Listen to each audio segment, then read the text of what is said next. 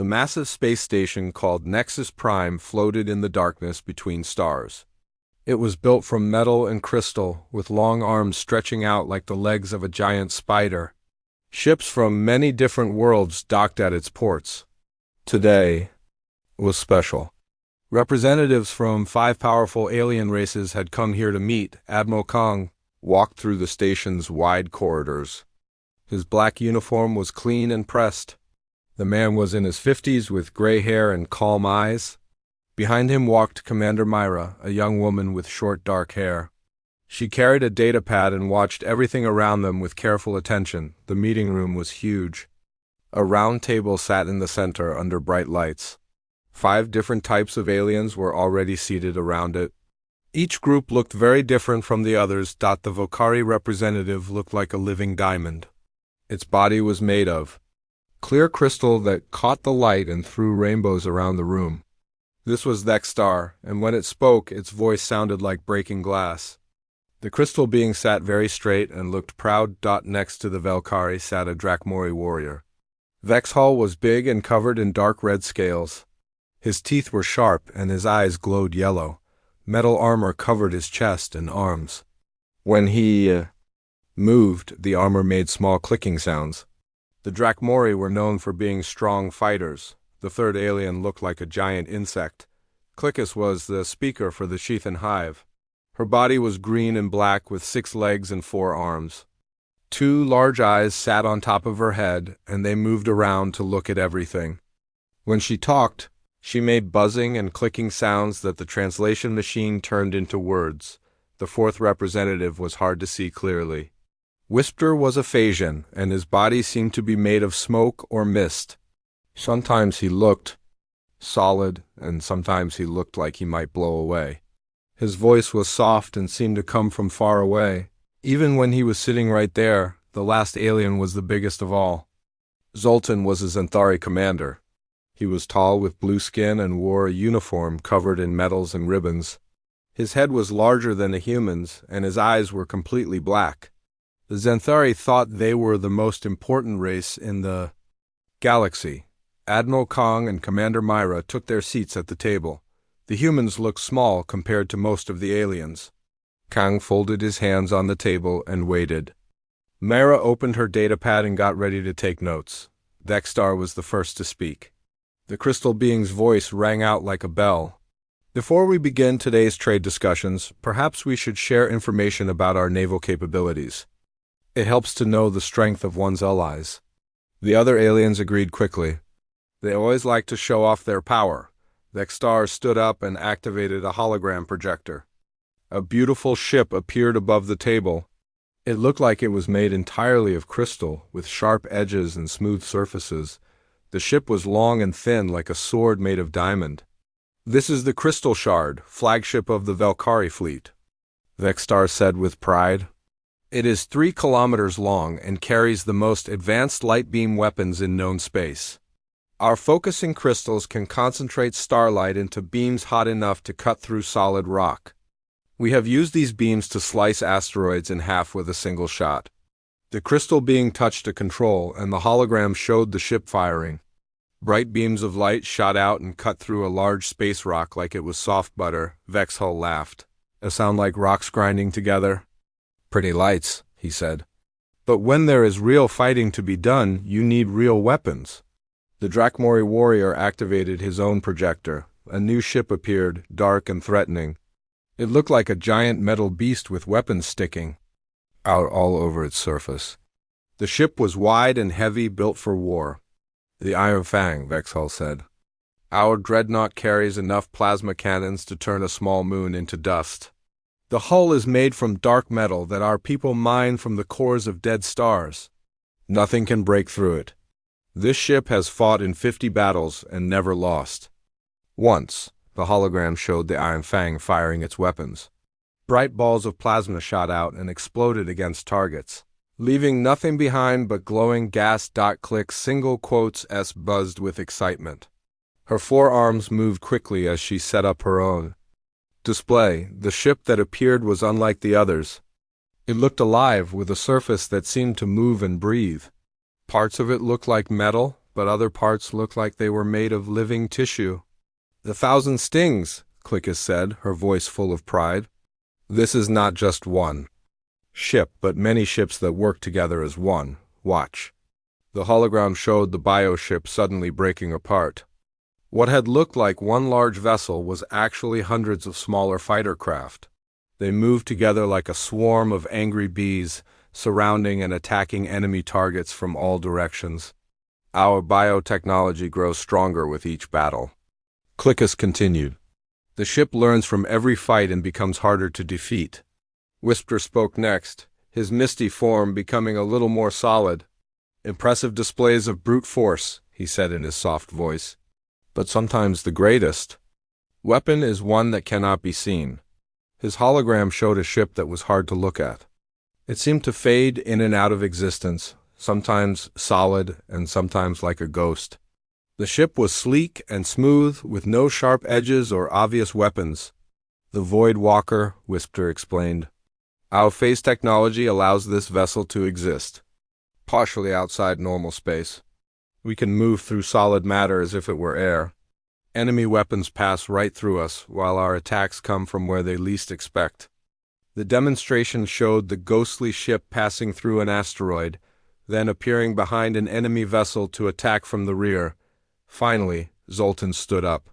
The big Xanthari commander was clearly saving the best for last.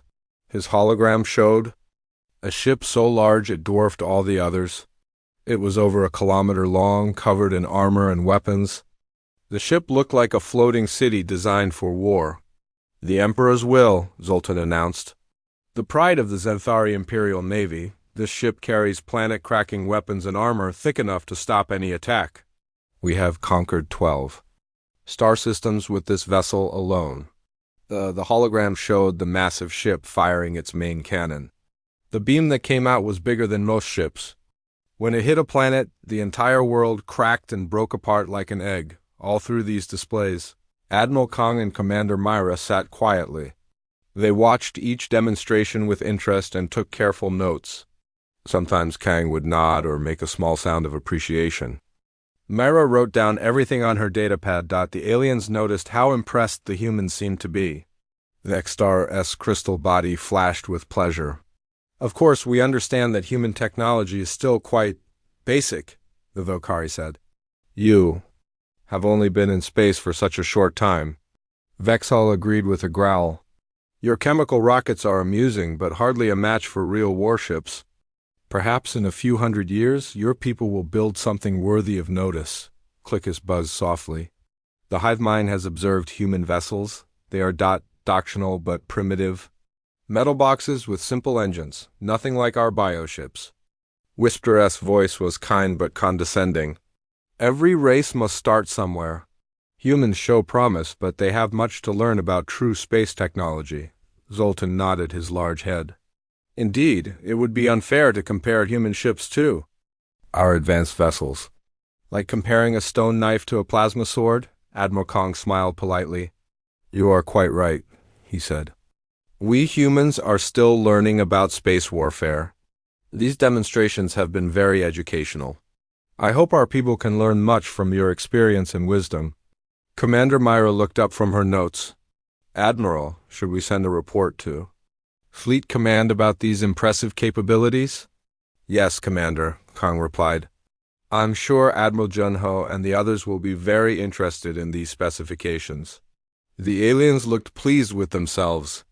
They had clearly established their superiority over the primitive humans. The meeting could now move on to more important matters, like trade agreements and territory disputes, but as the discussion continued, Admiral Kong and Commander Mera exchanged small glances that the aliens did not notice. There was something in their eyes that might have worried the alien representatives if they had been paying closer attention. It was the look of people who knew a secret that others did not. The holographic displays faded away, leaving the meeting room in normal light. The 5 alien representatives sat back in their chairs, looking very pleased with themselves. They had shown the humans just how powerful their warships were.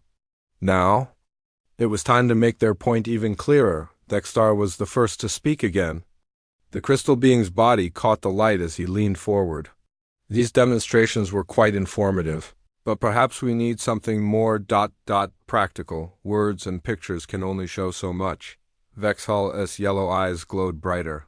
The Drakomori warrior liked where this conversation was going.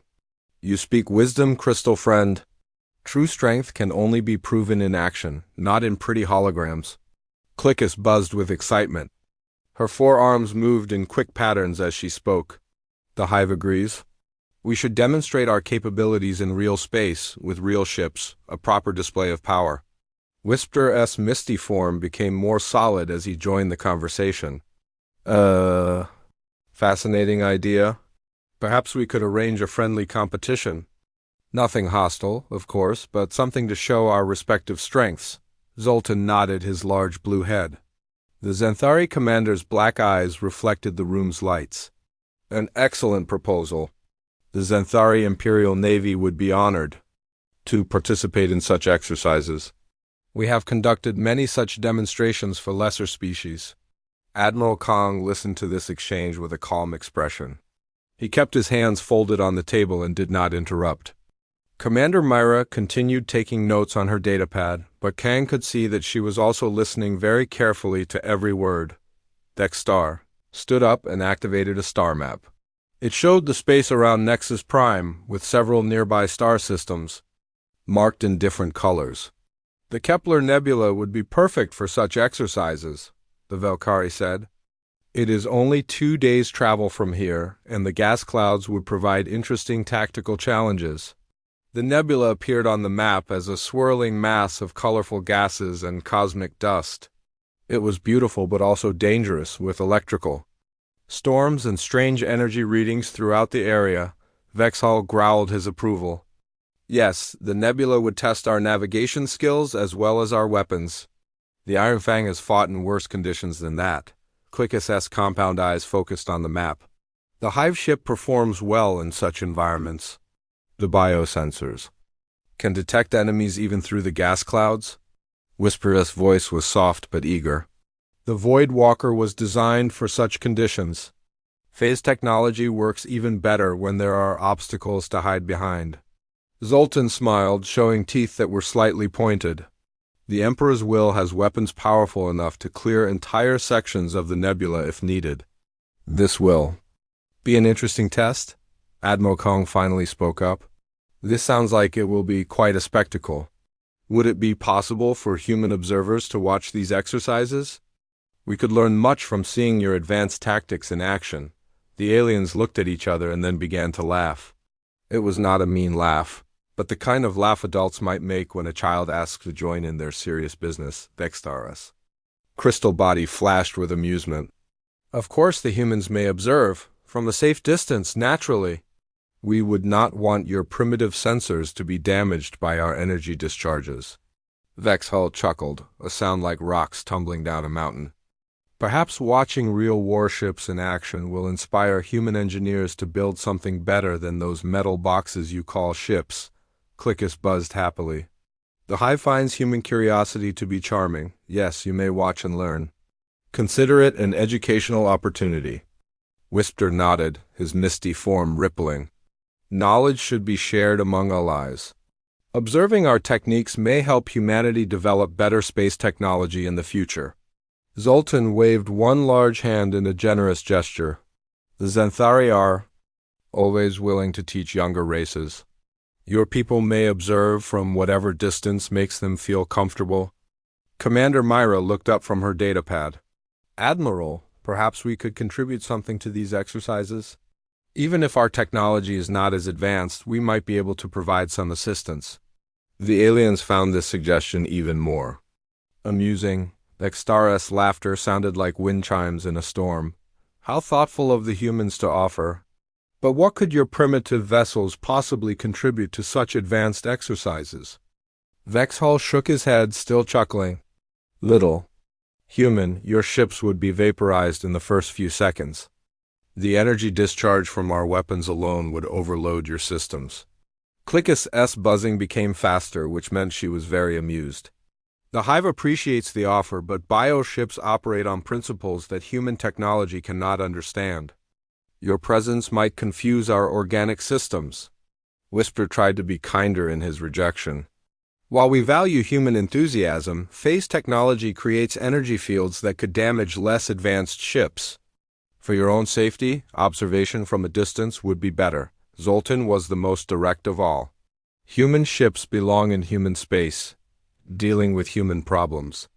This demonstration is for real warships only. But Commander Myra was not easily discouraged. She looked at Admiral Kong with a questioning expression. Sir, what about sending just one ship? Something small that could stay out of the way but still participate in some minor capacity? Admiral Kong seemed to consider this idea carefully. He was quiet for a long moment, as if weighing the risks and benefits. Finally he spoke. That might be possible. We do have some vessels that could join the exercises without getting in the way of your main demonstrations. The aliens looked at each other with barely hidden smiles. The idea of a human ship trying to keep up with their advanced warships was too entertaining to pass up. Vextar's crystal form sparkled with delight. Very well. If the humans insist on sending a representative, we will not object. It might be amusing to see how human technology performs under real conditions. Vexhall laughed loudly. Yes, let them send their best ship. When it is overwhelmed by our power, they will finally understand the gap between us. Clickus clapped her forehands together. The Hive is curious to see human spaceflight in action. It will be like watching children play with toys while adults work, Whisper nodded agreement. A single human vessel should not interfere with our main exercises. Consider a control group for comparison. Zoltan's smile was wide and condescending. Excellent. When the human ship is outclassed by our capabilities, there will be no doubt about the superiority of our respective technologies. Admiral. Kong stood up from the table. Thank you for allowing us to participate. I should contact Earth Command to arrange for a suitable vessel to join your exercises. Commander Myra also stood, closing her datapad. I'll help prepare the communication to Fleet Headquarters, Admiral. The two humans bowed politely to the alien representatives. It was a gesture of respect that made the aliens feel even more superior. Here were these primitive beings, acknowledging their betters with proper humility. As Kang and Myra left the meeting room, they could hear the aliens already planning their demonstration. They talked excitedly about which weapons to use and which maneuvers would be most impressive. They were already imagining how shocked the humans would be when they saw real space combat, once they were alone in the corridor. Admiral Kong activated a small communication device. The quantum relay connected him instantly to Earth, despite the vast distance involved. Fleet Command, this is Admiral Kong, he spoke quietly into the device. Request immediate secure channel to Admiral Junho. There was a brief pause, then a familiar voice came through the speaker. Khan, this is Junho. What's the situation out there? Sir, the alien representatives have challenged us to a naval demonstration. They want to show off their flagships in mock combat exercises. Admiral Junho's voice carried a hint of amusement. And they've invited us to participate? In a manner of speaking, sir. They expect us to send one ship so they can demonstrate their superiority over human technology. There was silence for several seconds. Then Junho spoke again, and Kong could hear the smile in his voice. I see, and what do you recommend, Admiral? Kang looked at Commander Myra, who nodded slightly. Sir, I request permission to reveal package. Omega, I think it's time our new allies understood what humanity is truly capable of. Another pause. Kong could imagine the discussions happening in the command center on Earth. The decision to reveal their true capabilities was not taken lightly. Finally, Admiral Junho's voice came back through the communication device. Permission granted. Admiral, show them what we can do. But remember, this is a demonstration, not a declaration of war. Understood, sir. We'll be careful to make our point without creating any diplomatic incidents. Good luck, Kong. Make us proud. The communication ended, and Admiral Kong put the device away. He and Commander Myra walked through the station's corridors toward their temporary quarters. "Which ship should we request, Admiral?" Myra asked quietly. Kang smiled for the first time since the meeting began. "Contact Captain Gina on the Soul's Pride. Tell her she's about to become the center of attention." "The Soul's Pride, sir?" "Are you sure? That's one of our newer designs." "Exactly, Commander. Let's see how our alien friends react when they realize they've been talking to the wrong species about primitive technology." As they walked away, neither human noticed the small surveillance device that had been 3 days later, the space around the Kepler Nebula was filled with the most powerful warships in known space. The nebula itself was a sight to see, with swirling clouds of purple and gold gas stretching across millions of kilometers. Lightning flashed inside the clouds, and strange energy readings made the space dangerous for smaller vessels. The 5 alien flagships had taken their positions in a wide circle around the nebula's edge. Each ship was a masterpiece of its civilization's technology and pride. The crystal shard hung in space like a living jewel. The Valkyrie flagship was 3 kilometers of pure crystal, cut and shaped into perfect geometric forms. Light from the nearby star passed through its hull and came out as focused beams of incredible power. The ship's surface reflected the nebula's colors, making it look like a rainbow made solid. Vextar stood on the bridge of his vessel, his crystal body glowing with satisfaction. Around him, other Valkyrie worked at control stations that looked like they were grown from living diamond. The ship's computer systems used light instead of electricity, making calculations at the speed of thought. Not far away, the Iron Fang waited like a predator ready to strike. The Drakmori dreadnought was built for war and looked like it. Its hull was made from dark metal that seemed to drink in light instead of reflecting it. Weapon ports covered every surface, and heavy armor plating made the ship look almost indestructible. Vex Hull paced the bridge of his warship, his scaled feet clicking on the metal floor. His crew was ready for battle, even though this was just an exercise.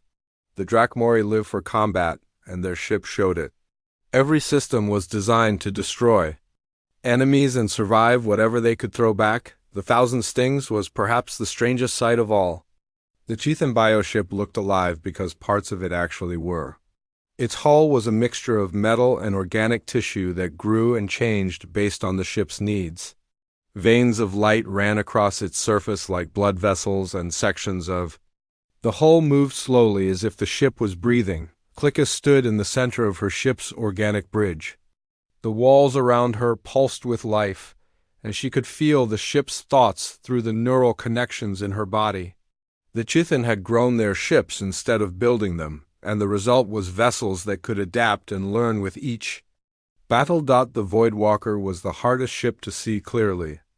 The Phasian cruiser existed partially outside normal space, making it look like a ghost ship that might disappear at any moment. Its hull seemed to be made of solidified mist, and it flickered in and out of visibility as its phase drives adjusted to local space conditions. Whisper floated in the center of his ship's bridge, his misty form more solid than usual due to the phase fields around him. His crew moved like shadows, barely visible even to each other. The ship itself was a work of art that challenged the laws of physics with every moment of its existence, but the most impressive sight was the Emperor's will. The Zenthari flagship was over 1 kilometer long and bristled with weapons that could crack planets in half. Its armor was thick enough to stop anything short of a star-going supernova, and its engines could push it through space faster than most races thought possible. Zoltan stood on his command deck, looking out at the other ships with satisfaction. His vessel was clearly the largest and most powerful of the assembled fleet. The bridge around him was filled with displays showing every system on the ship, all operating at perfect efficiency. The alien commanders had spent the morning showing off for each other. Each captain had demonstrated their ship's special abilities, flying complex maneuvers and firing their weapons at asteroids and space debris. The displays had been impressive, with each vessel proving why their respective races were feared across the galaxy. Now they waited for the human representative to arrive. Long-range sensors had detected something approaching from the direction of human space, but it was still too far away to get detailed readings. The star opened a communication channel to the other ships. Our primitive friends should be arriving soon. I hope they bring something more interesting than those cargo haulers we've seen in human space. Vexhal's laughter came through the speakers. Even their best warship will look like a child's toy compared to our vessels. This should be entertaining. Clickus's buzzing voice joined the conversation. The Hive is curious to see how human technology compares to real starships. Their metal boxes might provide some amusement. Whispered's soft voice added, perhaps. We should not be too harsh in our judgment. Every race must start somewhere, even if that somewhere is quite primitive.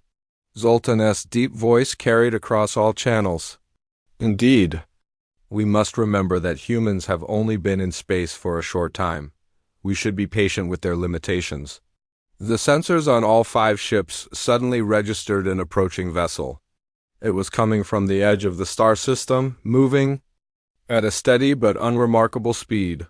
The long-range scans showed a ship that was exactly what the aliens expected from human technology. The vessel appeared to be about the size of a light cruiser, roughly 400 meters long. Its hull seemed to be made of basic metals and ceramic composites, the kind of materials that most spacefaring races had used in their early days. The design was boxy and functional, with no artistic flair or impressive features. Vexhal studied the sensor readings and shook his head. Look at that thing. It's built like a cargo container with engines attached to it. Vexstar's crystal form flashed with amusement. The humans have taken the most basic approach to starship design. Function over form, with no consideration for elegance or efficiency. Clickus buzzed her equivalent of laughter. The Hive observes that human ships look like they were assembled from spare parts. This vessel appears to be no exception.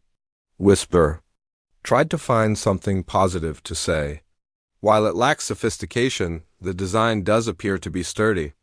Sometimes simple solutions can be surprisingly effective. Zoltan was less diplomatic. It looks like something my people would have built 500 years ago, back when we were still learning the basics of space travel. As the human ship came closer, the details became clearer. The hull was painted in simple gray and white colors, with human writing along the sides. The engines were basic fusion drives that left a blue-white trail behind the ship. Weapon ports were visible, but they looked like simple projectile launchers and basic energy weapons. The ship's name became visible as it approached. Soul's Pride. It was clearly marked as a vessel of the Terra Defense Force with registration. Numbers and official insignia painted on its hull. Vexstar opened a communication channel to the approaching vessel. Human ship, this is the Crystal Shard. Welcome to the exercise area. Please identify yourself and your capabilities. A calm female voice responded through the communication system. This is Captain Gina of the TDF Soul's Pride. We're honored to participate in these exercises and learn from your advanced techniques. The voice was polite and respectful, exactly what the aliens expected from the primitive humans. There was no hint of arrogance or false confidence, just the proper humility of a lesser species acknowledging their betters. Vexhal opened his own channel. Human Captain, I am Commander Vexhal of the Iron Fang. Your vessel appears to be quite small compared to our warships. Are you certain it can survive the energy discharges from our weapons? Captain Gina's voice remained calm and professional. We've taken appropriate precautions, Commander. The Soul's Pride is equipped with standard defensive systems and should be able to maintain a safe distance during the demonstrations. Clickus joined the conversation, her translated voice carrying tones of amusement. Human Captain, the Hive is curious about your ship's construction. It appears to be built from very basic materials. How do you expect it to function in combat conditions? Our ship is built to Terra Defense Force specifications, Captain Gina replied. While our technology may not be as advanced as yours, we've found our designs to be reliable and effective for our needs. Whisper's misty voice added to the discussion. Captain Gina, your honesty about your limitations is refreshing. Many young races try to claim capabilities they do not possess. We prefer to let our actions speak for themselves. the human captain answered. "We're here to observe and learn, not to compete with your obviously superior vessels." Zoltan decided to establish the hierarchy clearly. "Human captain, this is Commander Zoltan of the Emperor's will, for your safety. You will maintain a distance of at least 50 kilometers from our formation during the exercises. Our weapons have a considerable area of effect." "Understood, Commander. We'll stay well clear of your operations." The Soul's Pride took position far from the alien warships, just as ordered. From their distant viewpoint, the human vessel looked tiny compared to the massive alien flagships. Its simple design and small size made it appear almost helpless among the technological marvels surrounding it. On the bridge of the Soul's Pride, Captain Gina sat in her command chair and watched the alien ships on her main screen. She was a woman in her 30s with short black hair and calm brown eyes. Her uniform was simple and practical, without the elaborate decorations worn by the alien commanders. Next to her stood Lieutenant Hen, her tactical officer. He was a young man, with careful eyes who studied everything around him with great attention. The Kepler Nebula stretched out before the assembled warships like a cosmic painting. Purple and gold gases swirled in slow motion, lit by the electrical storms that flashed deep within the clouds. This would be the arena where 5 alien races would show their power to the watching humans. Dextar's voice came over the communication channels, clear and proud. "We will begin with precision demonstrations. Each vessel will show its primary weapon system against designated targets." The crystal shard moved forward first, its diamond hull catching and reflecting the nebula's colorful light. The Valkyrie flagship was a thing of beauty, but it was also a weapon of incredible power. Several large asteroids had been positioned throughout the area to serve as targets. "Observe, humans," Dextar announced. "This is what happens when pure light is focused through Valkyrie crystal technology." The crystal shard's hull began to glow brighter. Points of light appeared along its surface, growing stronger until they were almost too bright to look at directly. The ship's crystal matrix was gathering starlight from across the system and concentrating it into devastating beams. When the beams fired, they were like swords made of solid light. They cut through the first asteroid as if it were made of soft clay instead of solid rock. The space rock, which had been nearly a kilometer wide, was sliced into perfect pieces that drifted apart in neat sections. Captain Gina watched from the Soul's Pride, her expression showing appropriate amazement. "Impressive," she said over the communication channel. "I've never seen weapons that could cut so cleanly through solid matter." Lieutenant Wan was also watching, but his instruments were recording much more than just the visual display. Hidden sensors measured the energy output, analyzed the beam composition, and calculated the exact methods used to achieve such precision. "The focusing crystals appear to use quantum resonance to amplify photon streams," he reported quietly to his captain. "Effective, but it requires a significant power build-up time." Captain Gina nodded slightly. The alien weapon was impressive, but it had weaknesses that a trained eye could spot. Vexhal's laughter boomed across the communication channels. "Pretty lights are fine for cutting rocks, but real battles require real firepower. Watch this." Humans, the Iron Fang moved into position next. The Drakmori dreadnought was built like a fortress that could fly through space. Its dark metal hull seemed to absorb light rather than reflect it, giving the ship an ominous appearance. The Iron Fang's plasma cannons began to charge. Unlike the crystal shard's elegant light beams, these weapons were designed for pure destruction. The cannons glowed red-hot as superheated gas built up pressure inside their barrels. When the Iron Fang fired, the space around it lit up like a small star. Bowls of plasma shot out from dozens of cannons at once, each one carrying enough energy to power a small city. The plasma bolts hit their target asteroid and simply vaporized it. One moment there was solid rock, the next there was nothing but glowing gas expanding into space. "Now that," Vexhall growled with satisfaction, "is how you destroy an enemy. No fancy cutting, no precision strikes, just raw power that turns everything into dust." Captain Gina's voice carried the proper tone of awe. The energy release was incredible. "How much power does it take to generate plasma at those temperatures?" Vexhall was happy to brag about his ship's capabilities. Each cannon draws from our main reactor core. We could maintain continuous fire for hours if needed. Nothing can survive a full barrage from the Iron Fang. On the Soul's Pride, Lieutenant Wang was taking detailed measurements of the plasma weapons. High energy output, but very inefficient, he noted quietly. They're wasting most of their power as waste heat. Our systems could achieve the same result with 1/10 the energy consumption. Captain Gina made a small sound of understanding. The Drakmori weapons were powerful but crude, like using a sledgehammer when a scalpel would work better. Clickus buzzed with excitement as her turn came. The Hive will now demonstrate why organic technology surpasses mechanical systems in always. The Thousand Stings moved forward, its biohull rippling and changing color as it prepared for combat. The ship looked alive because much of it actually was. Biomechanical systems pulsed with their own heartbeats, and sections of the hull moved like muscle tissue. Watch carefully, humans, Clickus said. What appears to be one ship is actually 1,000 ships working as one mind. The bioship began to change shape. What had looked like a single large vessel started to separate into smaller parts. The hull split open along invisible seams, and individual fighter craft emerged like insects leaving a hive. Within minutes, the space around the target area was filled with hundreds of small bioships, all moving in perfect coordination. The swarm attacked the next asteroid from all directions at once. Each fighter fired bioweapons that seemed to eat through the rock rather than simply destroying it. The asteroid didn't explode or get vaporized. Instead, it was consumed, broken down into its basic elements and absorbed by the attacking bioships.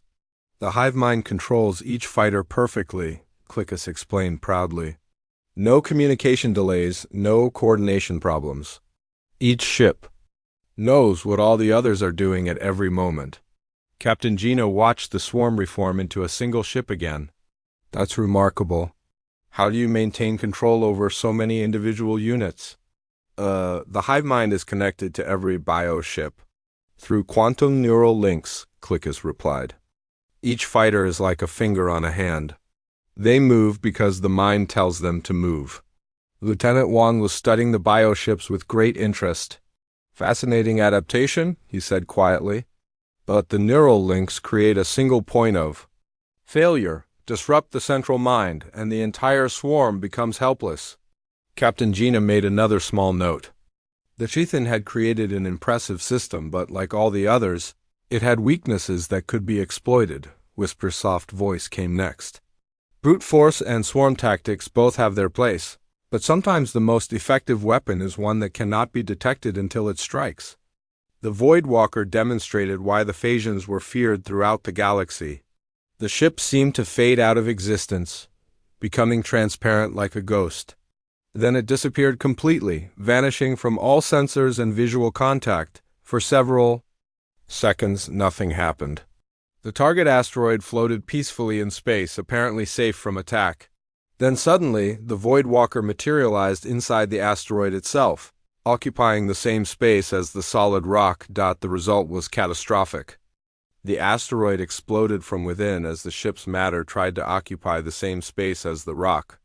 The explosion was different from the others, not a clean cut or vaporization, but a violent eruption that sent debris flying in all directions. The Voidwalker phased back to normal space, completely undamaged by the destruction it had caused. Phase.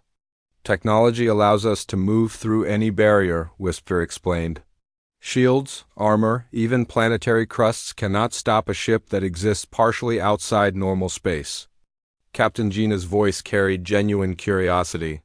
How do you avoid damaging your own ship when you phase through solid matter? The phase generators create a quantum bubble around our vessel, Whisper replied.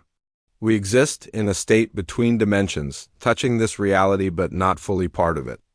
Lieutenant Wan was fascinated by the display. Quantum phase shifting, he said quietly, theoretical physics made practical. But the energy requirements must be enormous, and the stress on the ship's structure would be significant, Captain. Gina finished. Impressive, but probably limited in how long they can maintain the effect. Finally, it was Zoltan's turn to demonstrate the power of the Xanthari Empire. The Emperor's will moved forward slowly, its massive bulk making the other ships look small by comparison. "Humans," Zoltan announced, his voice carrying absolute confidence. "You are about to witness the ultimate expression of space warfare technology. This is what true power looks like." The Emperor's will targeted not an asteroid, but a small moon that orbited at the edge of the system.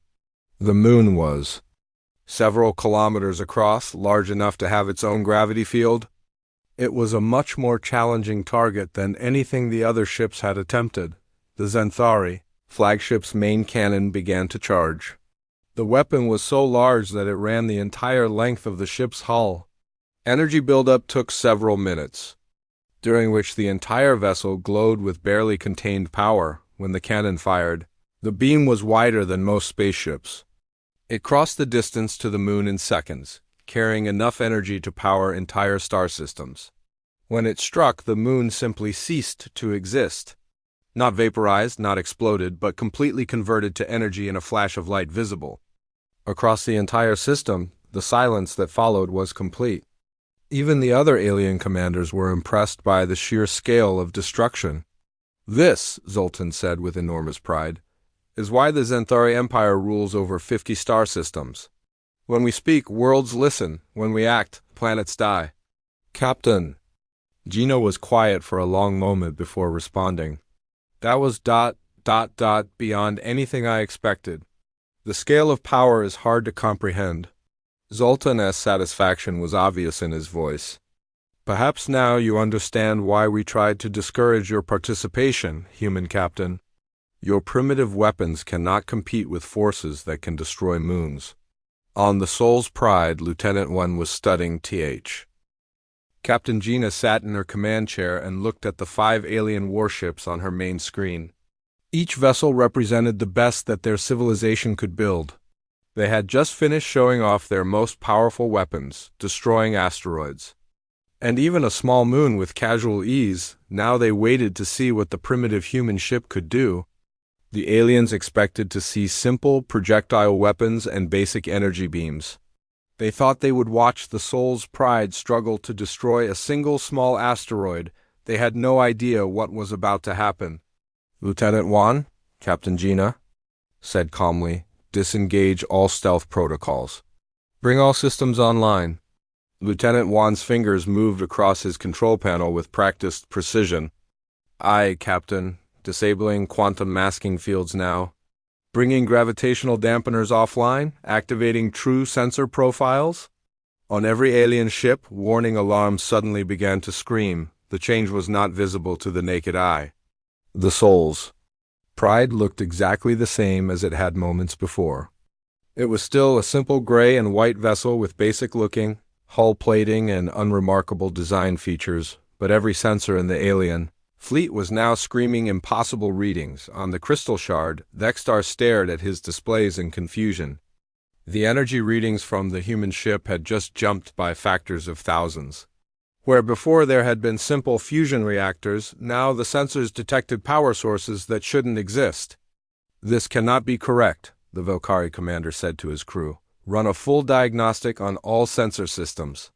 His technicians worked frantically at their crystal control stations.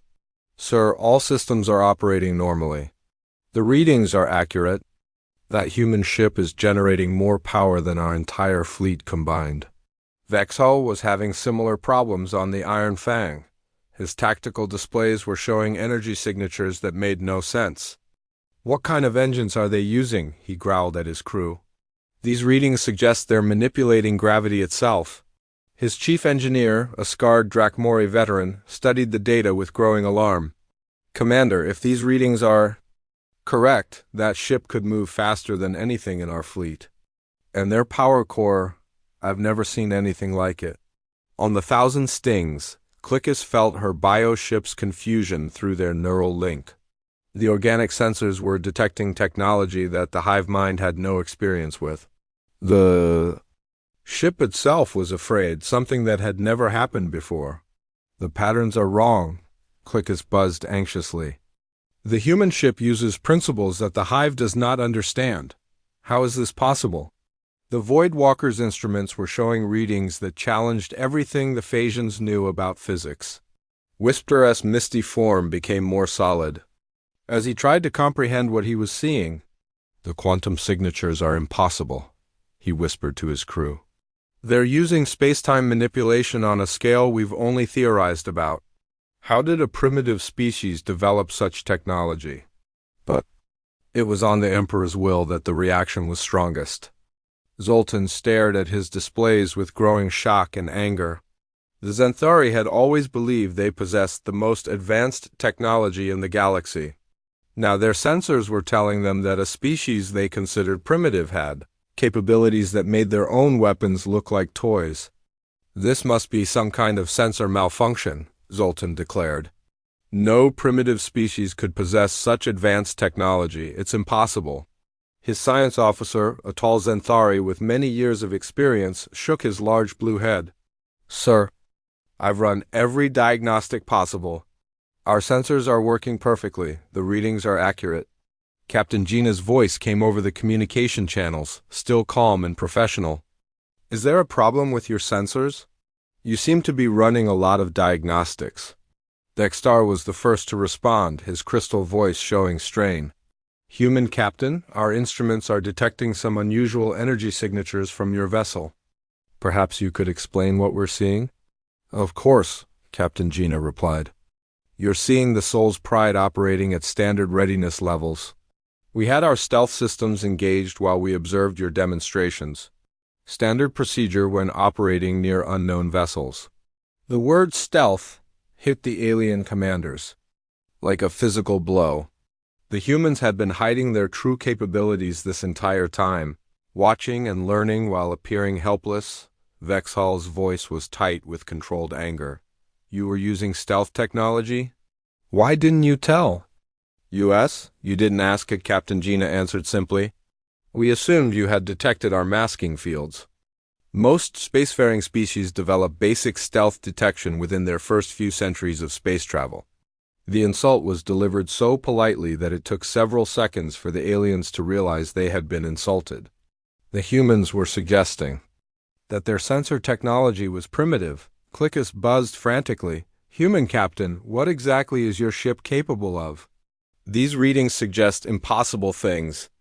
"The Soul's Pride is a standard Terra Defense Force heavy cruiser," Captain Gina explained. "Would you like to see a demonstration of our capabilities?" Zoltan's voice carried barely controlled fury. "Yes, show us what your standard vessel can do." Captain Gina looked at Lieutenant Wan, who nodded his readiness. "Very well. Lieutenant, select a suitable target for our demonstration." Wan studied his sensors for a moment. "Captain, there's a metallic asteroid approximately 50 kilometers from our position. Dense iron and nickel composition, roughly. 2 kilometers in diameter. Excellent. Load a standard gravitational warhead and prepare to fire." The aliens watched their sensors as something began to happen on the human ship, but what they saw made no sense. There were no obvious weapon ports opening, no energy buildup like they had seen with their own vessels. Instead, space itself began to change around the Soul's Pride. Lieutenant Wan reported quietly, "Gravitational focus achieved. Target locked. Ready to fire on your command, Captain." "Fire," Captain Gina said simply. What happened next was beyond anything the aliens had ever witnessed. The Soul's Pride didn't fire a beam or launch a projectile.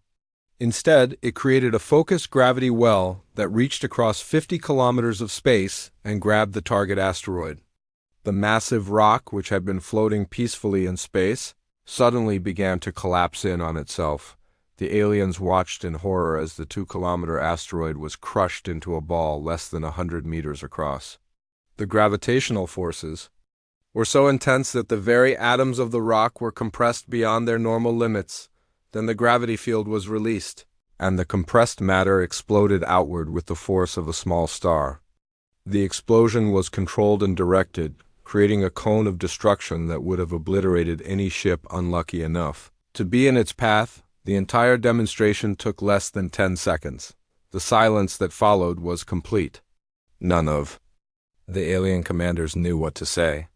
They had just watched the humans casually manipulate one of the fundamental forces of the universe.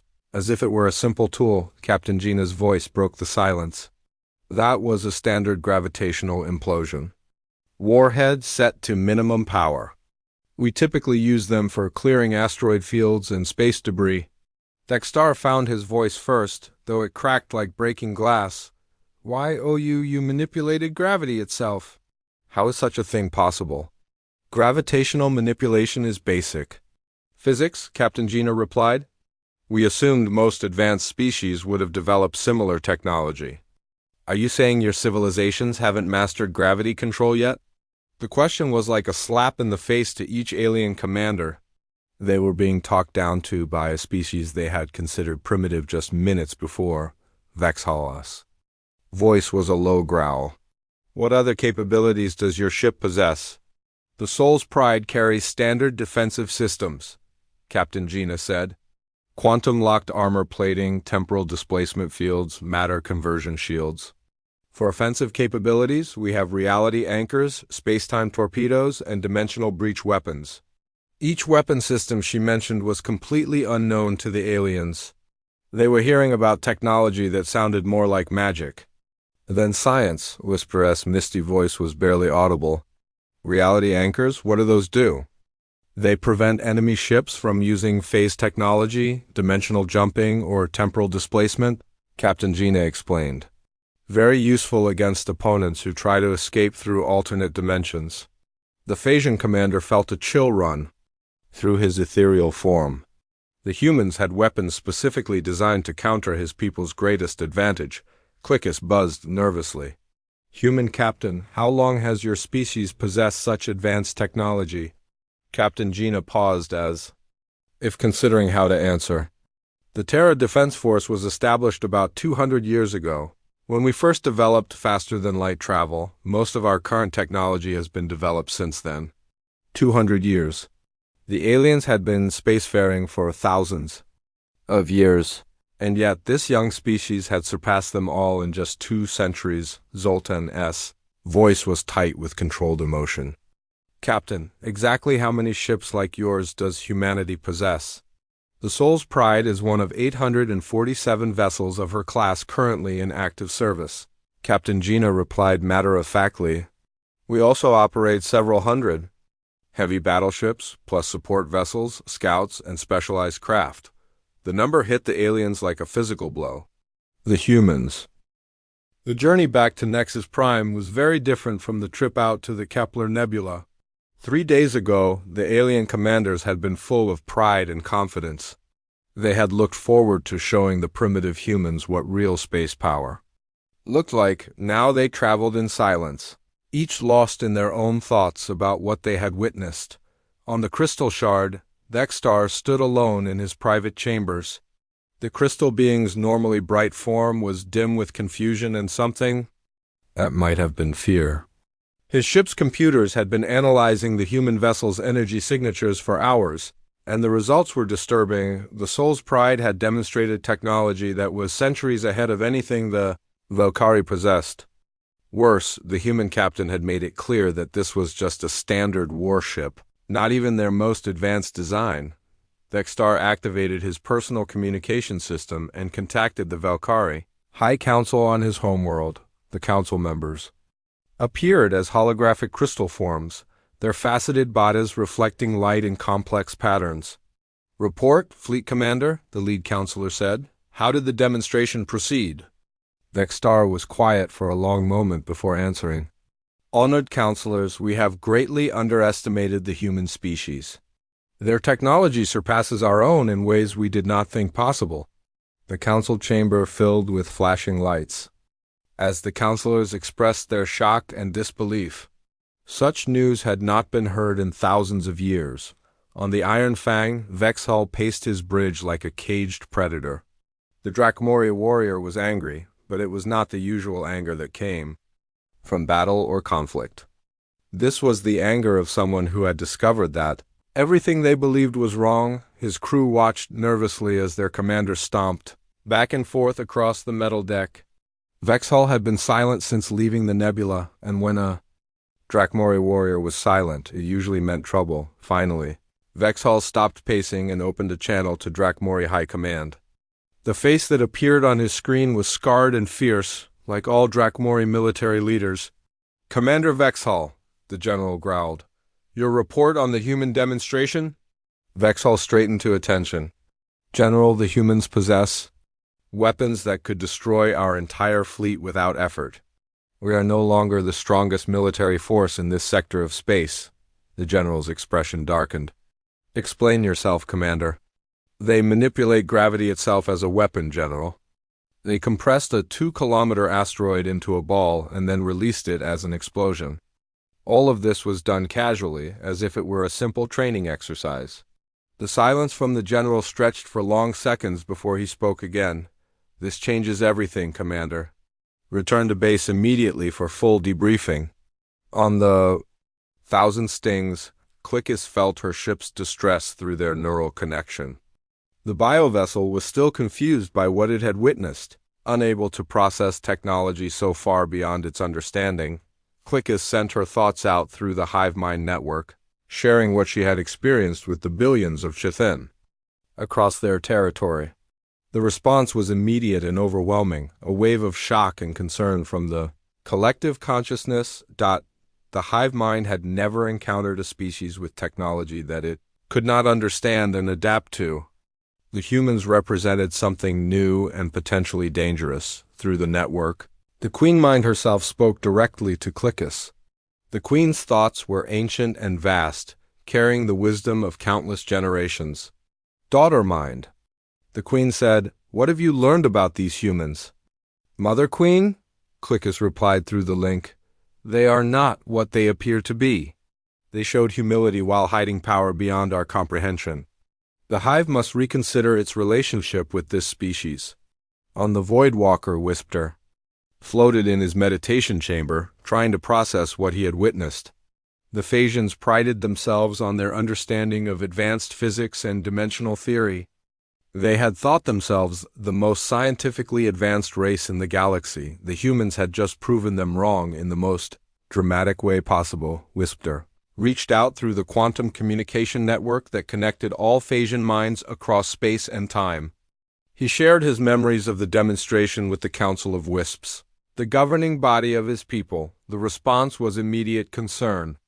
The Phasians had built their entire civilization around the belief that they understood the fundamental laws of reality better than any other species. If the humans possessed technology that the Phasians could not explain, it threatened the very foundation of their society. "Brother Wisp," came the collective voice of the council, "are you certain of what you witnessed?" "The evidence is undeniable," Whisper replied. "The humans have mastered forces that we have only theorized about. They are far more advanced than we believed possible. But it was on the Emperor's will that the reaction was strongest." Zoltan sat in his command chamber, staring at the tactical reports his crew had prepared. The data was clear and undeniable, but it went against everything the Zenthari Empire believed about itself. For over 1,000 years, the Zenthari had been the dominant military power in this region of space. They had conquered 50 star systems through superior technology and overwhelming force. The Emperor's will itself had destroyed entire fleets and cracked planets in half.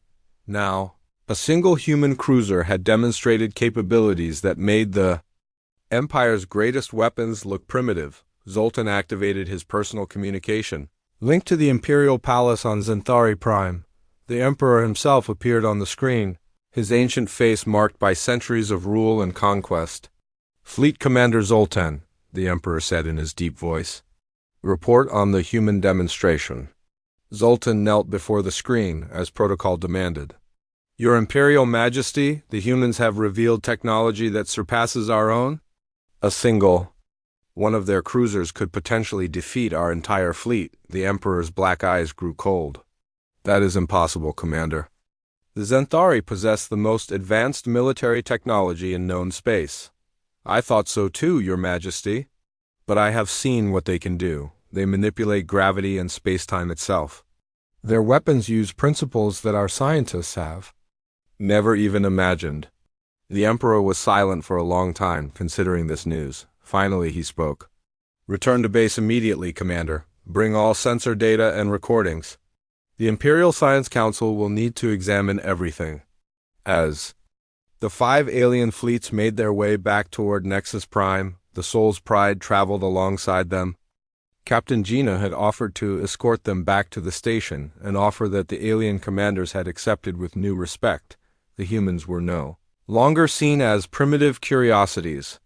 They were now recognized as a major power that needed to be treated with caution and diplomacy. 2 days later, the diplomatic meeting resumed in the same chamber where it had all started.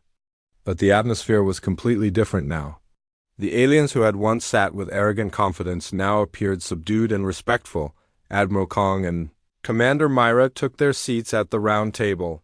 They looked exactly the same as they had before, but now the aliens saw them with new eyes. These were not representatives of a primitive species seeking guidance. These were diplomats from a civilization that possessed incredible power. Vextar was the first to speak, his crystal voice much quieter than before. "Admiral Kong, we owe you an apology. We greatly underestimated your people's capabilities." Vexhall nodded agreement, something that would have been impossible just days before. "The Dracomori respect strength above all else. Your species has proven that you possess strength we did not know existed." Clickus buzzed softly. "The Hive has learned that appearances can be deceiving. We will not make the mistake of underestimating humanity again." Whisper's misty form seemed more solid than usual. "The Phasians have always valued knowledge and understanding. We would be honored to learn more about your scientific achievements." Zoltan was the last to speak, and his words carried the most weight. "The Xanthari Empire formally recognizes humanity as a major power in this region of space. We request that previous agreements be renegotiated to reflect this new understanding." Admiral Kong listened to each apology with patience and dignity. When they were finished, he leaned forward slightly and spoke in his calm, measured voice. "Gentlemen, we appreciate your honesty and your willingness to reconsider your positions.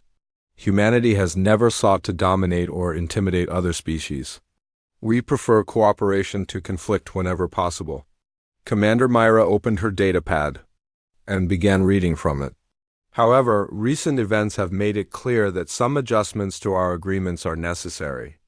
Captain Gina's demonstration represents standard Terra Defense Force capabilities.